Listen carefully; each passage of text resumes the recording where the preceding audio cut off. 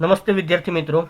જો previous lecture જે આપણે ડિસ્કસ કર્યો એમની અંદર આપણે વાત કરી, આપણે કોન્સેપ્ટ જોયો છે બરાબર, જે પ્રોડક્શન અને ઓપરેશન મેનેજમેન્ટનો કોન્સેપ્ટ આપણે ડિસ્કસ કર્યો.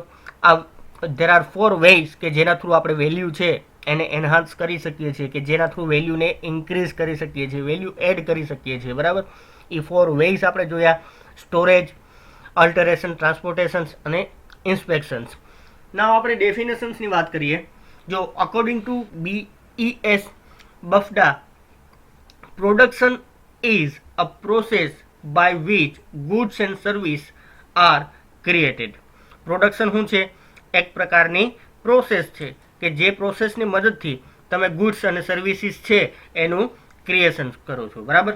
Production is a process of converting material from one form to another in a way that create or develop their worth or value. બરાબર. બીજા શબ્દોમાં વાત કરીએ તો પ્રોડક્શન પ્રોસેસીસ છે એ શું કરે છે? Production processes convert material from, મટીરિયલને કન્વર્ટ કરવાનું કામ કરે છે બરાબર. From one form to another form બરાબર. એક ફોર્મમાંથી બીજા ફોર્મમાં કન્વર્ટ કરીએ છીએ. અને શા માટે આપણે આ કન્વર્ઝન પ્રોસિજર કરીએ છીએ? તો કે એની અંદર વેલ્યુ એડ કરવા માટે થઈ અને આપણે આ કન્વર્ઝન પ્રોસેસ છે એ કરતા હોઈએ છીએ બરાબર. તો સિમ્પલ ડેફિનેશન્સ તમે મેન્શન કરી શકો: production is process by which goods and services are created. Second thing, બીજા શબ્દોમાં તમે કહી શકો પ્રોડક્શન્સ છે, જો production is process of converting material from one form to another form in way that create or develop their worth or value. એવી રીતે આપણે કન્વર્ટ કરીએ છીએ કે જેનાથી એની કંઈક વેલ્યુ જનરેટ થતી હોય બરાબર. દેન નેક્સ્ટ ડેફિનેશન્સ જે છે HA હાર્ડિંગ દ્વારા આપવામાં આવેલી બરાબર. તો ડેફિનેશન્સ છે એ પણ બહુ સિમ્પલ છે ડેફિનેશન્સ. જો production management concern, production management is connected with those processes which convert input into output બરાબર. જો પ્રોડક્શન મેનેજમેન્ટની વાત કરીએ તો પ્રોડક્શન પ્રોસેસની આપણે વાત કરી. હવે આપણે અહીંયા પ્રોડક્શન મેનેજમેન્ટ કોને કહેવાય? તો કે પ્રોડક્શન મેનેજમેન્ટ કોને કહેવાય?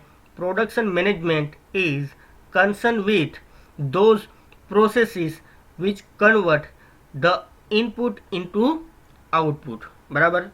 જે પ્રોસેસીસ છે એ તમે કોઈ ઇનપુટને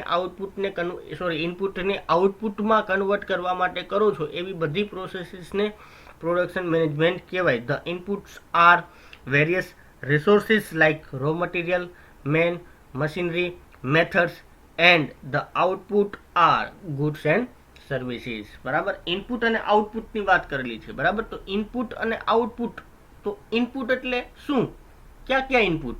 તો કે રો મટીરિયલ હોઈ શકે, મેન, મશીનરી, મેથડ, જે કંઈ પણ કહો આ બધા ઇનપુટ. અને આઉટપુટ શું હોય? તો કે આઉટપુટ સ્વરૂપે તમને ગુડ્સ અથવા તો સર્વિસીસ છે એ મળે બરાબર. નેક્સ્ટ આપણે વાત કરીએ આગળ point objectives of the production management. Production મેનેજમેન્ટના ઓબ્જેક્ટિવ્સ છે એને નીચે સ્વરૂપે ક્લાસિફાઈડ કરેલા છે બરાબર. classified as under first ultimate objectives. Production મેનેજમેન્ટના અલ્ટિમેટ ઓબ્જેક્ટિવ્સ ક્યાં છે? Ultimate objective can be classified as under first ક્યુ છે?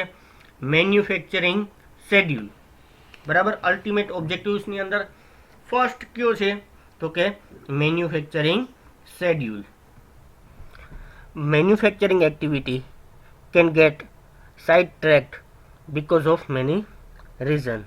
Thus, it is important to consider all aspects while factoring time schedule. જો મેન્યુફેક્ચરિંગ એક્ટિવિટીઝ છે એને side track ઉપર લાવવી બહુ જરૂરી બની જાય બરાબર. અને જ્યારે તમે મેઇનલી કે ટાઈમ શેડ્યુલની વાત કરતા હોય બરાબર, ત્યારે ઘણા બધા આસ્પેક્ટ્સને આપણે શું કરવા પડે? ધ્યાન ઉપર લેવા પડે, કન્સિડર કરવા પડે. અગેન ફોર મોર એફિશિયન્સી, વધારે ને વધારે એફિશિયન્ટલી તમે તમારા ટાઈમ શેડ્યુલ છે બરાબર. જે કંઈ પણ ઓપરેશનલ એક્ટિવિટીઝની વાત કરીએ તો જે કંઈ પણ ટાઈમ શેડ્યુલ છે એને આપણે અરેન્જ કરવા હોય, બરાબર, તો ઇફેક્ટિવ મેનરની અંદર શું કરવું પડે? જો the time schedule should be broken up to up into a subsystem like operating cycle time, inventory turnover rate, machine utilization rate, direct and indirect, man hours per unit, capacity utilizations, machine and labor idle time, setup, repair and maintenance time, etc. જો simply કહેવાનો મતલબ શું છે કે જે time schedule છે એની એફિશિયન્સીને આપણે જો જાળવી રાખવી હોય, બરાબર, એફિશિયન્સીને મેન્ટેન રાખવી હોય, એટલે કે એની જે અસરકારકતા ખરેખર ઇફેક્ટિવ રહે, તો એના માટે શું કરવું પડે? આપણે ટાઈમ શેડ્યુલને અલગ અલગ સબસિસ્ટમની અંદર તમારે ડિવાઈડ કરી દેવી પડે, બરાબર. શેમાં ડિવાઈડ કરી દેવી પડે? અલગ અલગ સબસિસ્ટમની અંદર. જેમ કે સબસિસ્ટમ એટલે કયા પ્રકારની સબસિસ્ટમ? તો કે ઓપરેટિંગ સાયકલ ટાઈમ છે, બરાબર, ઇન્વેન્ટરી ટર્નઓવર રેટ, જે કંઈ પણ ઇન્વેન્ટરી એટલે સ્ટોક, અને જે એની સ્ટોકની જે મુવમેન્ટ થતી હોય એને ઇન્વેન્ટરી ટર્નઓવર રેટ કહેવાય. મશીન યુટિલાઇઝેશન રેટ, કેટલો સમય તમારું મશીન છે એ યુટિલાઇઝ થાય છે, કેટલો સમય ઉપયોગમાં આવે છે, બરાબર. ડાયરેક્ટ અને ઇનડાયરેક્ટ મેન અવર્સ પર યુનિટ, કોઈ પણ રીતે એક વ્યક્તિ જ્યારે કોઈ કામ સાથે સંકળાયેલો હોય તો એને કેટલો સમય લાગે પર્ટિક્યુલર યુનિટ બનાવવા માટે થઈને, બરાબર. કેપેસિટીને કઈ રીતના તમે યુટિલાઇઝ કરો છો, મશીન અને જે લેબર છે તમારા, બરાબર, એ કેટલો સમય, વધારાનો સમયથી એ લોકો એમને બેસી રહેતા હોય છે, બરાબર. તો એનો જે ટાઈમ છે, આ બધા ટાઈમને તમે શું કરો છો? અલગ અલગ સબસિસ્ટમની અંદર ક્લાસિફાઈડ કરી નાખો, કે જેથી કરીને ટાઈમ જે મેન્યુફેક્ચરિંગ શેડ્યુલ છે એ તમારું ઇફેક્ટિવલી બન્યું રહે, બરાબર. દેન જે નેક્સ્ટ આપણે વાત કરીએ તો નેક્સ્ટ કયું છે? Manufacturing cost.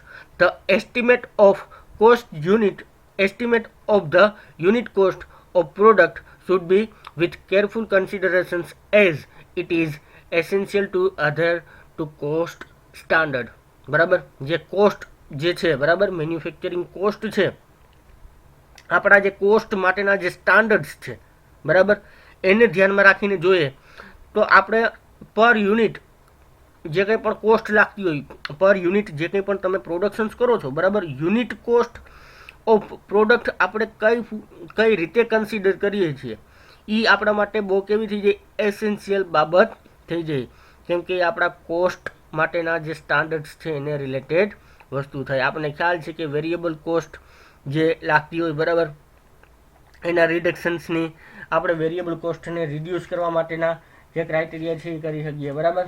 અગેન જે આપણી ફિક્સ્ડ, આપણે ખ્યાલ છે કે વેરિયેબલ જે ફિક્સ્ડ કોસ્ટ હોય, કે અમુક પ્રકારની જે ચોક્કસ પ્રકારની કોસ્ટ હોય કે જે ફિક્સ્ડ આપણે ચૂકવવાની થતી હોય, બરાબર, એને રિડક્શન્સના ક્રાઇટેરિયા આપણે કરી શકીએ. આ બધી ઇફેક્ટિવ સ્ટ્રેટેજી છે કે જે તમે શું કરી શકો?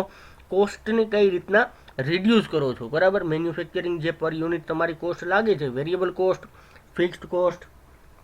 Again then the distributions of fixed overhead should be made on scientific basis.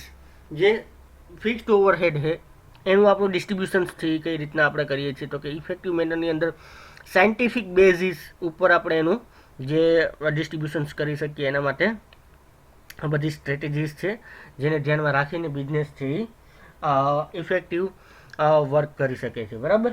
દેન આપણો જે નેક્સ્ટ છે એ કયો છે? આપણું પ્રોડક્ટ ક્વોલિટી.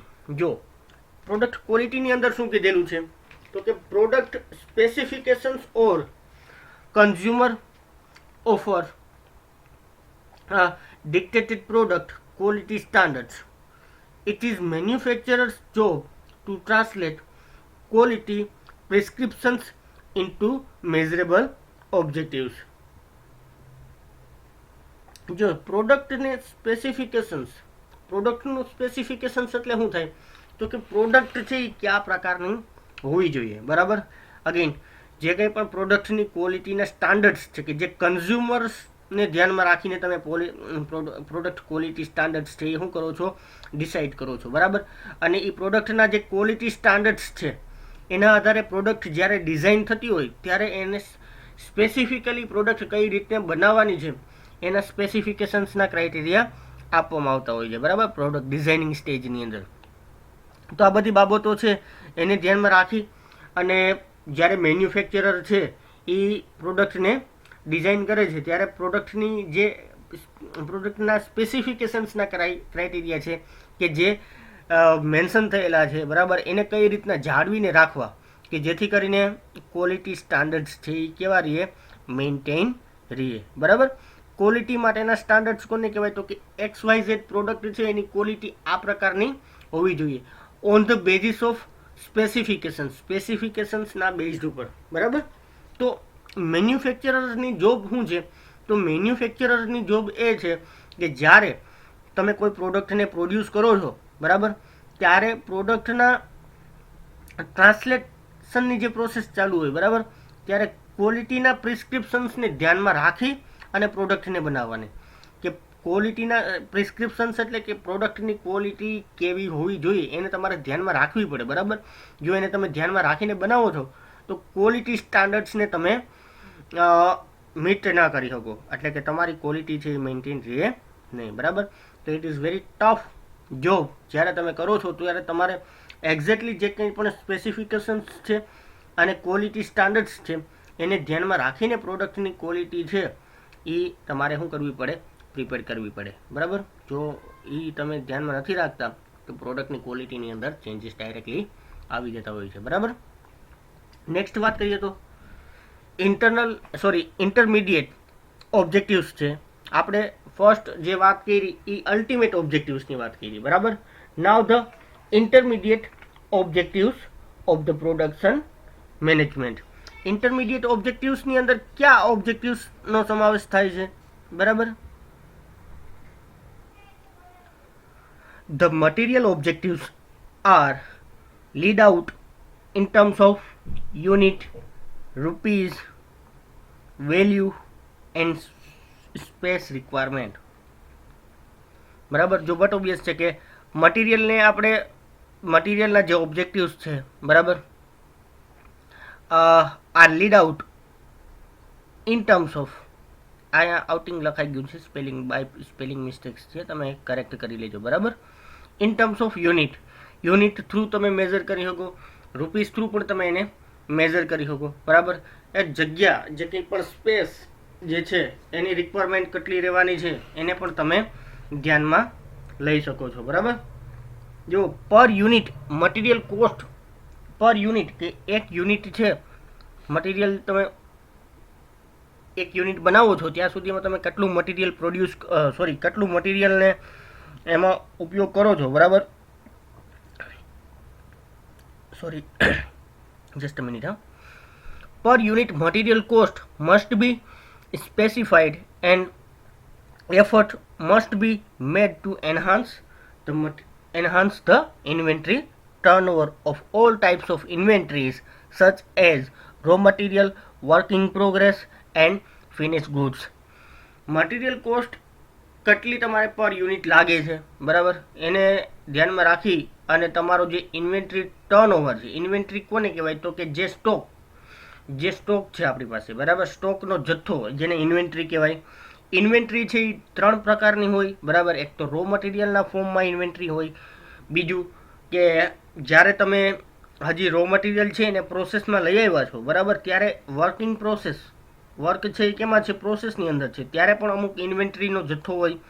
અને લાસ્ટમાં જે કંઈ પણ તમારી પાસે સ્ટોક હોય એ કેનો હોય, ફિનિશ ગુડ્સનો, જ્યારે તેના ઉપર પ્રોસેસ છે એ કમ્પ્લીટ થઈ જાય ત્યારે, બરાબર. ધેન નેક્સ્ટ વાત કરીએ આપણે તો નેક્સ્ટ જે ઇન્ટરમીડિયેટ ઓબ્જેક્ટિવ્સ છે એ કયો છે, મશીનરી એન્ડ ઇક્વિપમેન્ટ, બરાબર. The objectives in the area of machinery and equipment are divided into 2 parts. First, acquisitions of machinery and equipment. કઈ રીતના તમારે મશીનરી અને ઇક્વિપમેન્ટને મેળવવા છે, બરાબર, કઈ રીતના એક્વાયર કરવા છે. એક્વિઝિશન્સ મીન્સ વોટ તો કે એને કઈ રીતના આપણે મેળવવા છે, બરાબર. And second thing, utilisations of machinery and equipment, બરાબર, કે કઈ રીતના તમારે એનો ઉપયોગ કરવો છે, બરાબર. It is important two ashes the suitability of existing machinery and make the required replacement or additions.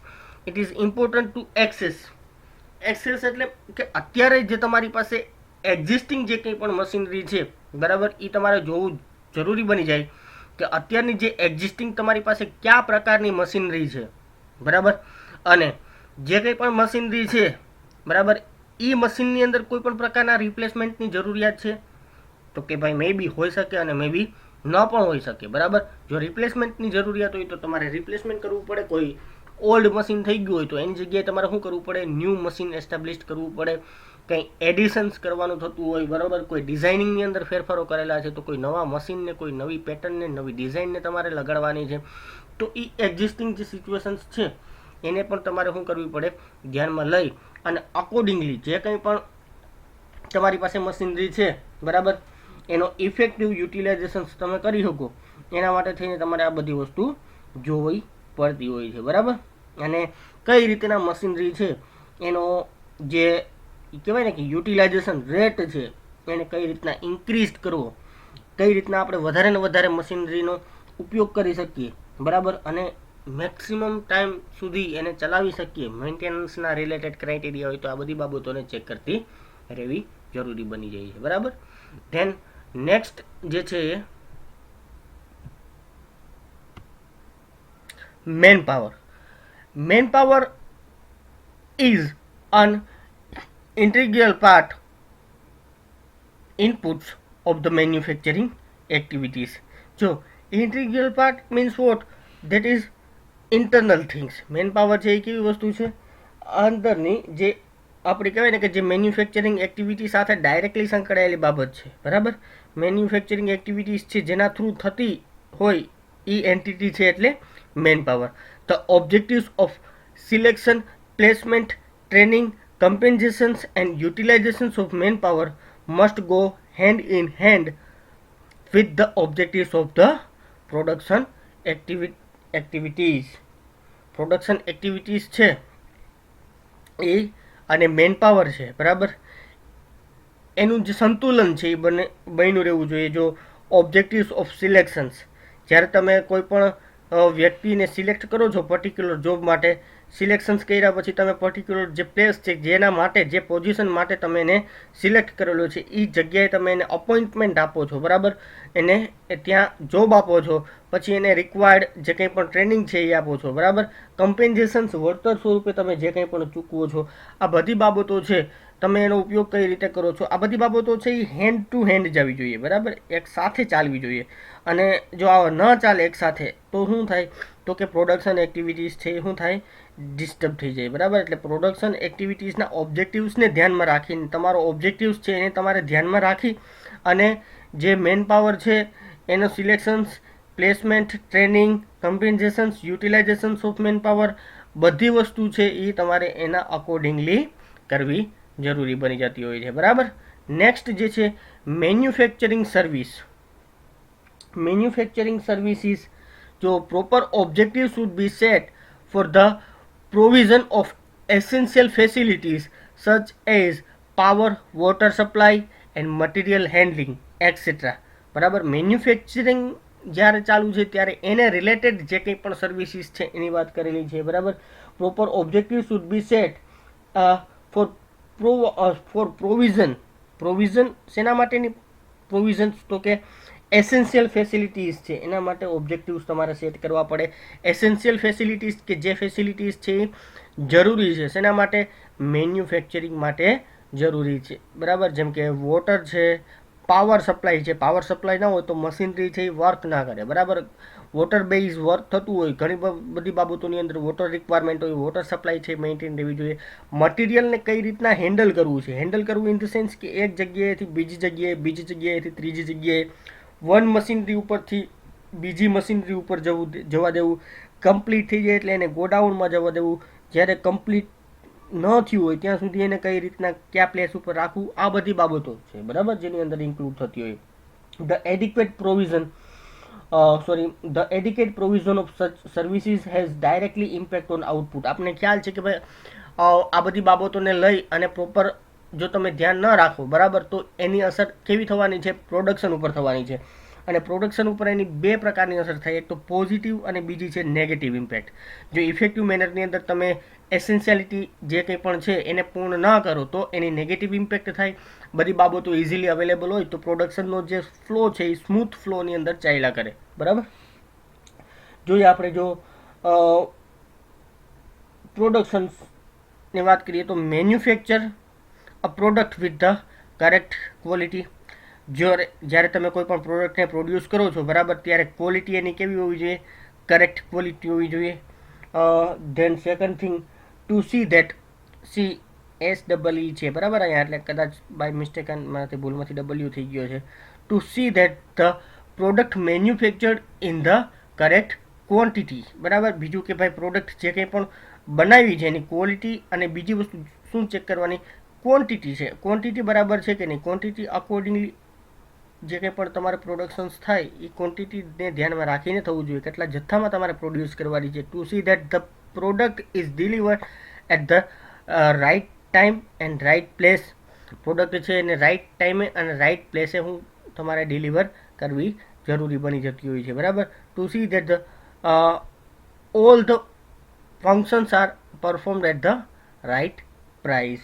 અને બધી બાબતોની અંદર તમારે પ્રાઇઝને પણ કન્સિડર કરવી જરૂરી બની જતી હોય. બરાબર. અગેન પાછું જો અહીંયા સીની જગ્યાએ W થઈ ગયો છે, બરાબર, એટલે આ થોડીક મારી ઈની જે કી છે એ થોડીક પ્રોબ્લેમેટિક છે, એટલે પ્રેસ થવામાં ઓલું થઈ જાય છે. બરાબર.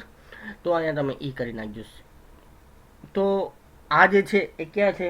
આપણા ઇન્ટરમીડિયેટ ઓબ્જેક્ટિવ્સ. બરાબર. અહીંયા સુધી આપણે રાખીએ આ લેક્ચરને. આ લેક્ચરની અંદર આપણે કઈ કઈ વસ્તુ ડિસ્કસ કરી હું તમને કહી દઉં. એક તો આપણે ઇન્ટરમીડિયેટ ઓબ્જેક્ટિવ્સ જોયા. ઇન્ટરમીડિયેટ ઓબ્જેક્ટિવ્સની અંદર મેન્યુફેક્ચરિંગ સર્વિસીસ છે, મેન પાવર છે, મશીનરી અને ઇક્વિપમેન્ટ છે, બરાબર, અને મટીરિયલ છે. અને એની પહેલાંનો જે પોઈન્ટ આપણે જોયો છે એ કયો જોયો? આપણે અલ્ટિમેટ ઓબ્જેક્ટિવ્સ જોઈએ. અલ્ટિમેટ ઓબ્જેક્ટિવ્સની અંદર આપણે પ્રોડક્ટ ક્વોલિટીની વાત કરી, મેન્યુફેક્ચરિંગ કોસ્ટની વાત કરી અને મેન્યુફેક્ચરિંગ શેડ્યુલની વાત કરી. બરાબર. તો આ જે છે એ શું છે?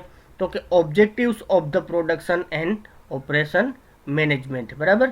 પ્રોડક્શન મેનેજમેન્ટના ઓબ્જેક્ટિવ્સ છે જેને બે ભાગમાં ક્લાસિફાઈડ કરેલા છે, અલ્ટિમેટ ઓબ્જેક્ટિવ્સ અને સેકન્ડ પાર્ટ છે એ કયો છે? તો કે ઇન્ટરમીડિયેટ ઓબ્જેક્ટિવ્સ. બરાબર. અહીંયા સુધી આ લેક્ચરને આપણે રાખીએ. આગળ આપણે જે બીજો ટોપિક છે એ નેક્સ્ટ જે લેક્ચર છે એમની અંદર ડિસ્કસ કરશું. બરાબર. Thank you.